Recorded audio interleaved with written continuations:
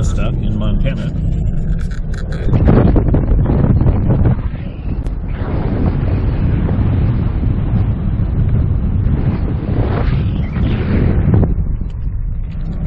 We're going to follow this road for probably 15 miles, whatever it is, 20 miles.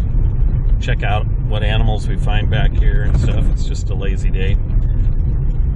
I've had people ask me why on earth I started this channel in the first place, and so I thought I would take a little moment to address that. I've been making videos really since the 1980s. Most of them aren't on YouTube. They were done with hand videos, and then we would put them on tape and send them back to my wife's family, who are from where? New York. New York. And her dad had moved out here and lived out here, and you know, people in New York wondered why on earth they would want to live in this place, and so we just thought we would give them a taste of it and let them know this is why he came to live out here. This is what he loved, is that you can take off and be out in nature and see animals and go to old mines and old historic sites. We just passed the old Fort Parker, which was here in Montana, and geological wonders, they're everywhere, and all the different types of animals we have are just amazing. So we made these videos initially to show Montana to people in New York, and later, as different websites and things became more popular, I started doing videos of Jeep trails and little shorts, and I would put music to them, mostly because my cameras have always been poor quality. This is probably the best camera I've ever had, the one I'm using today, and we would just use whatever we had, and sometimes they were loud and obnoxious and didn't really, what would be the word, have the best acoustic quality. So in doing that, we ended up putting music in them to cover all of the wind noises and everything else, and that's how we started using. And then Catherine is a beautiful musician, huh, Catherine?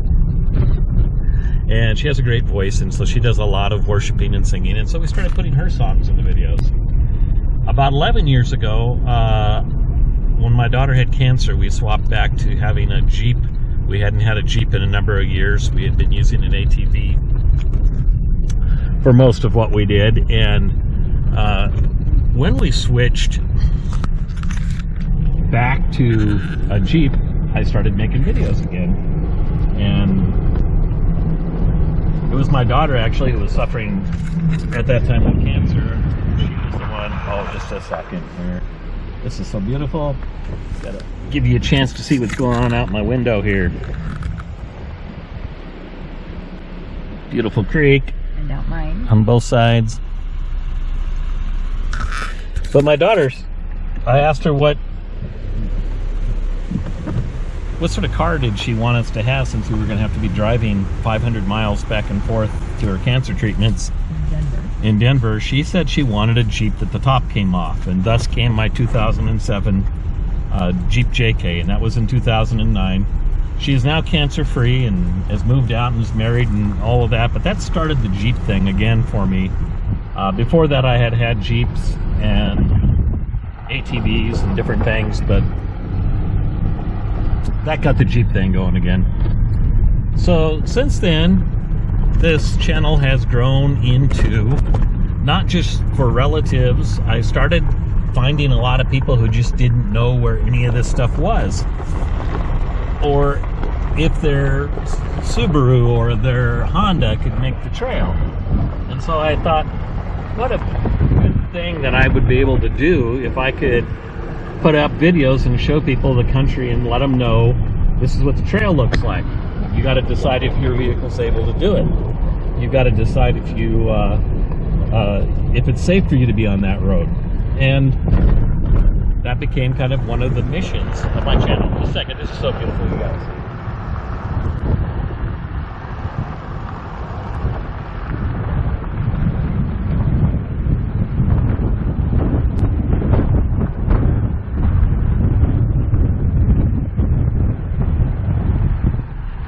So that was one of the reasons that I made my channel. And the other reason, so showing people New York and stuff was so that my kids would have memories and be able, because let's face it, more and more these roads and this thing that we do, whether you want to call it camping or overlanding or exploring or whatever, it's under attack. I mean, you look at like states like Michigan, they want to tax you on how many miles you drive, and they want to tax your vehicle accordingly, and they want you to buy a tracker so they know where you've been and they can watch everywhere you go. And you know, so what we do might not always be something we're able to do. And then there's the issue of age. There'll come a time where probably if I'm 90, it's not the best idea to be driving around up here, although my dad did it up into his 80s. So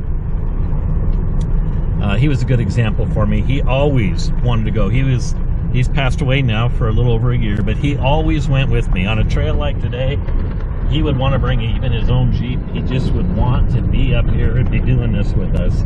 And it's always amazing.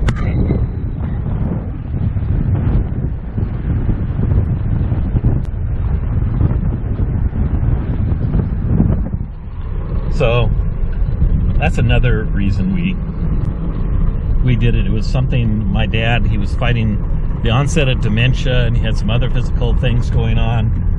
And when he couldn't drive anymore, then I'd take him with me, even if it was for 4 hours or 5 hours. We would go out and just come see this, and he would just be in awe, and he would count every cow in the field, and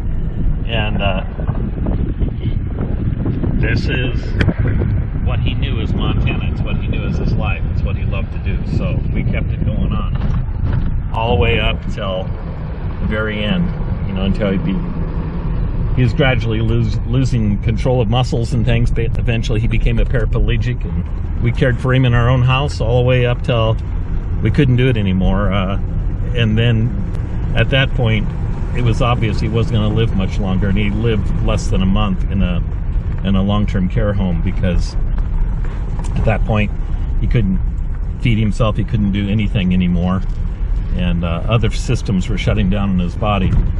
But we kept him up in this country as long as he wanted.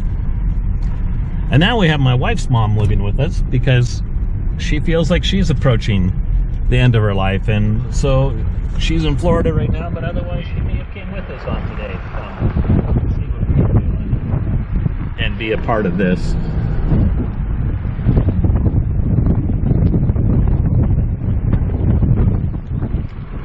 So I get complaints now and then. People will say, well, if you show these roads, and other people are going to know where they're at, and then they won't be secret anymore, and why do you do that? Why do you reveal these roads? Well, a different problem here in Montana, in that the Forest Service is finding the excuse to close roads because they show no use.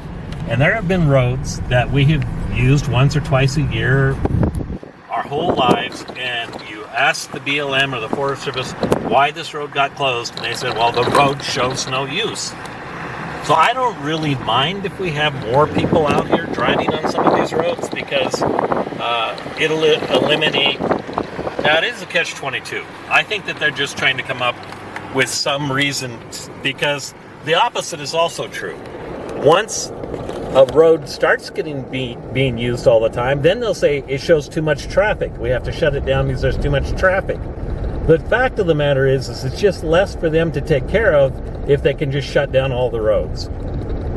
And it makes no sense, because it keeps changing the impact on other areas. A case in point, up near Cook City in the 1970s, they made a wilderness area. It's 80 miles long, 30 miles wide. And it is surrounded by national forests that add about 20 miles to any side of it, and the national park. And then that is all surrounded by ranch land, not cities or metropolises, you know. So you're talking miles and miles and miles that the animals have. And they ended up closing down one road in the middle of that, and that was okay. Then they came back in the 90s, and I'm thinking particularly like the Goose Lake Jeep Trail. There used to be roads that cut off of it to Corner Lake, Huckleberry Lake, Bob Lake, Mutt Lake, Jeff Lake, Lone Lake. You could take these side roads. Star Lake, there was a road around the other side of it to some campsites. Long Lake, there were a road along the side to campsites. And they went and they shut all of them down except for the main corridor. Now, what did they essentially do is they forced all of the people into one corridor, and then they say, well, look at how busy that road's getting. And look at how few campsites there are. Dispersed camping and stuff is really rough up there, because if you don't get up there early, you might not get a site. In fact, in one of my next videos, I'm going to show you one of our favorite sites at a lake called Round Lake. But this is the sort of problem is, so we're getting pressed on from all sides as far as, oh, there's not enough traffic, we're going to shut the road down. There's too much traffic, we're going to shut the road down. And part of what I hope to do with my channel is keep roads open, to keep the public able to come and enjoy our heritage. Oh, look, we got 3 bears right outside our road, a mama and her cubs. There's a mama black bear running down the hill there, and her babies. And she's not upset with us, and we're not bothering her. She's watching her little ones. She's a pretty bear. She's walking off now. She got her little ones. She knows where they're at. There they go, running down the hill in front of her.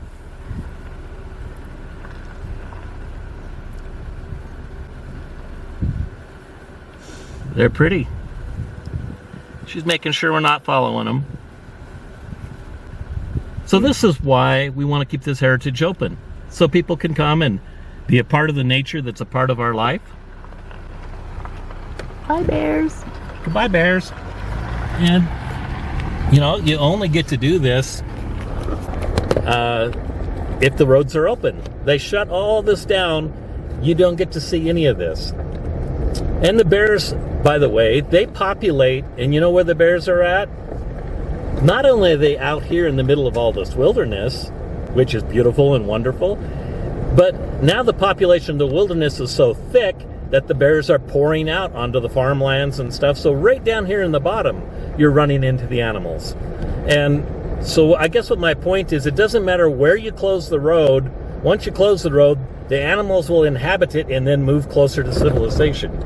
You're always going to have interactions between man and wildlife. You can't avoid it, because the moment you close down these places, the animals take over and they move closer to man.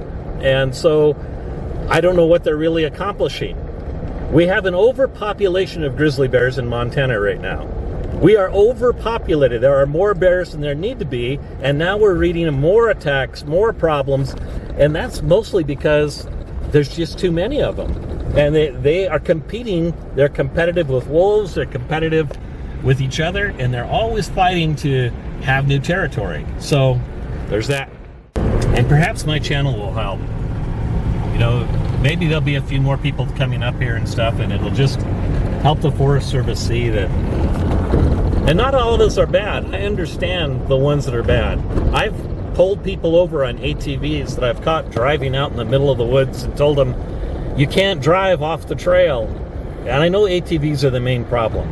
Occasionally you'll find a Jeep off the road, but it's not usually Jeeps or overlanders or campers, or most of us are conservationists.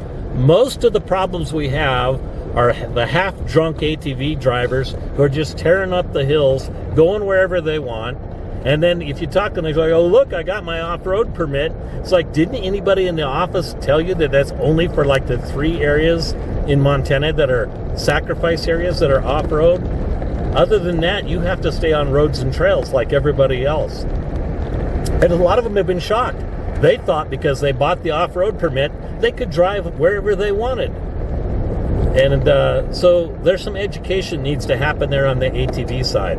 The other thing that has to happen on the ATV side, and I would fully support any law that does this, if they're caught half-mile or whatever off a road just driving around tearing up the environment, confiscate their vehicle and sell it in an auction.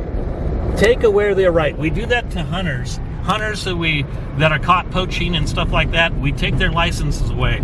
We need to really make the ATV punishments severe, because otherwise they're not going to stop.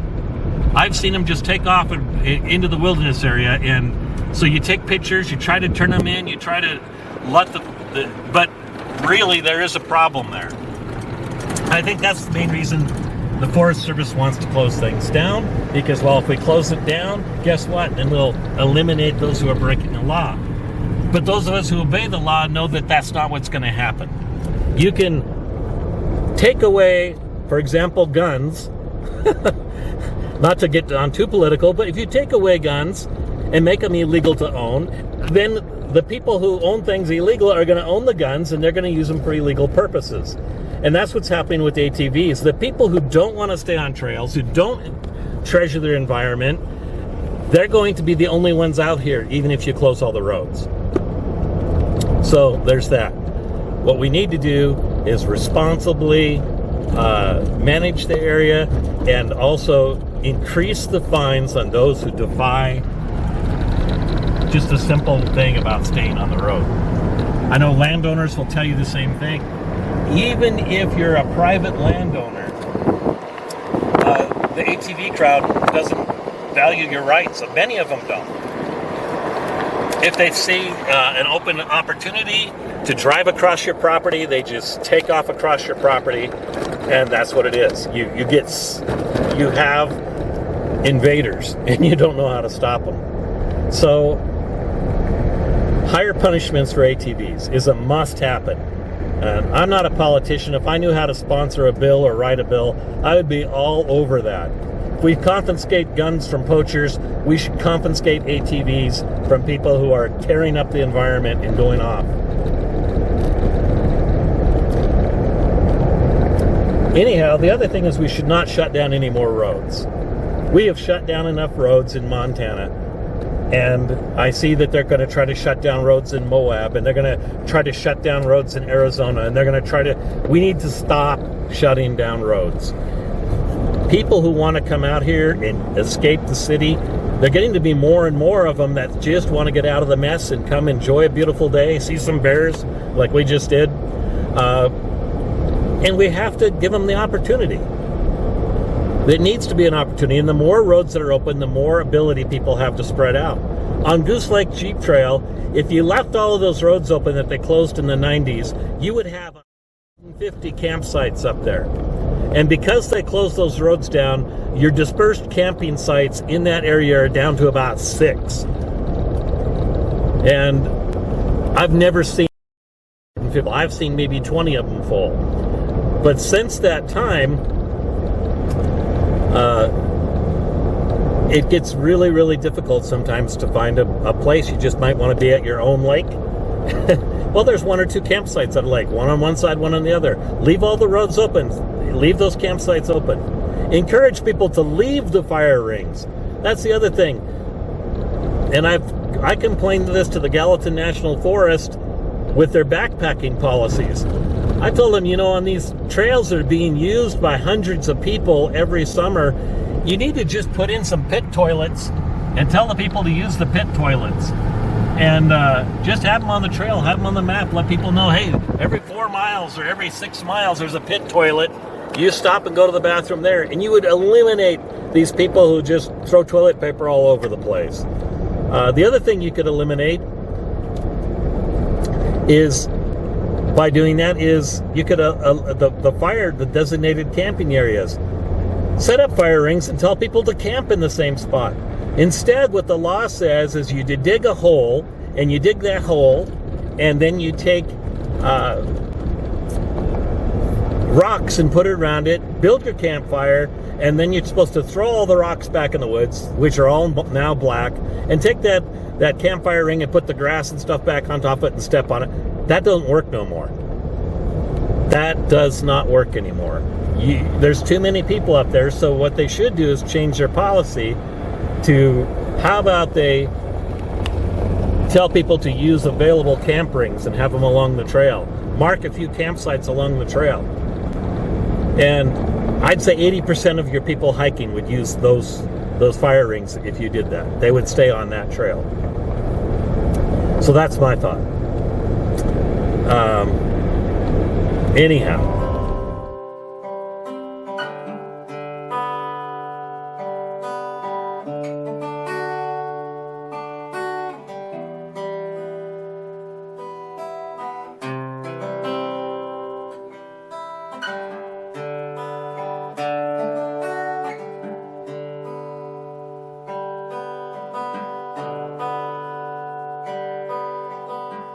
Lord bless you and keep you. Make his face shine upon you and be gracious to you. The Lord turn his face toward you and give you peace. The other question is why we do so many still pictures in my videos, and that's because my wife, who's legally blind, takes lots of still pictures so she can blow them up and then see and look at things that she can't see with her eyes. And in doing so, she captures all sorts of flowers and intricate insects and animals, and so video is nice, but it's not as artistic as photographs. Photographs really, really are artistic.